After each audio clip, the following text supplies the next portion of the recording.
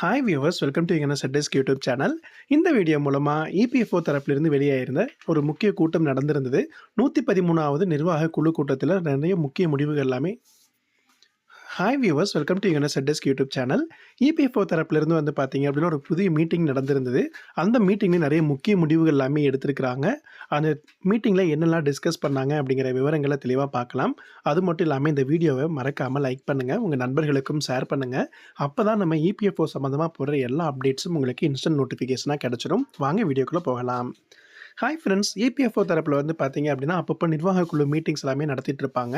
இந்த 113வது நிர்வாக குழு மீட்டிங் வந்து பார்த்தீங்கன்னா மார்ச் 28ஆம் தேதி வந்து ஜம்மு அண்ட் காஷ்மீரில் ஸ்ரீநகரில் வந்து நடந்துச்சு. இதில் வந்து நிறைய முக்கிய முடிவுகள் எல்லாமே எடுத்திருந்தாங்க. இந்த கூட்டத்தில் தொழிலாளர் மற்றும் வேலைவாய்ப்பு அமைச்சகத்தின் செயலாளர் சுமிதா தாவ்ரா அவர்கள் வந்து தலைமை வகிச்சிருந்தாங்க.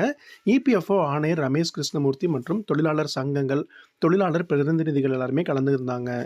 இதில் வந்து ரொம்ப முக்கிய முடிவுகளில் 4 முடிவுகள் இருந்துச்சு. ஃபர்ஸ்ட் ஒன் வந்து பார்த்தீங்க அப்படின்னா யூபிஐ மூலமாக பிஎஃப் அமௌண்ட்டை வந்து டிஸ்ட்ரிபியூட் பண்ணுறதுக்கான ஸ்மார்ட் திட்டம் வந்து பார்த்தீங்கன்னா பிளான் பண்ணியிருக்காங்க. இபிஎஃப்ஓ உறுப்பினர்கள் தற்காலிகமாக தங்களுடைய நிவாரணத் தொகையை வந்து பெரும் முறையில் வந்து எளிதாக்கும் விதமாக யூபிஐ மூலமாக பிஎஃப்ல நேரடி வங்கி கணக்கில் வந்து திட்டத்தை செயல்படுத்த போகிறாங்க. இதற்காக எஸ்பிஐ, என்பிசிஐ மற்றும் சிடாக் ஆகிய தொழில்நுட்ப கூட்டாளிகளோட இணைஞ்சு ஏபிஐ இணைப்புகளை வந்து அப்டேட் பண்ணிட்டு இருக்காங்க. ஸ்டார்டிங்கில் எஸ்பிஐயில் கொண்டு வரதுக்கான வாய்ப்புகள் அதிகமாகவே இருக்குது அப்படிங்கிறத சொல்லியிருக்கிறாங்க.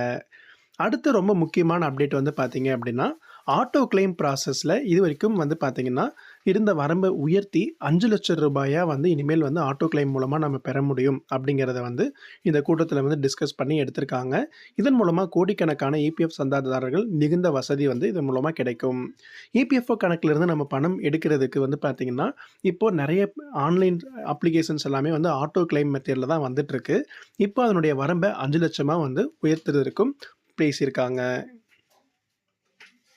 அடுத்து நம்ம பார்க்க போகிற அப்டேட் வந்து பார்த்தீங்கன்னா ஐடி மேனேஜ்மெண்ட் சம்மந்தமாக தான்.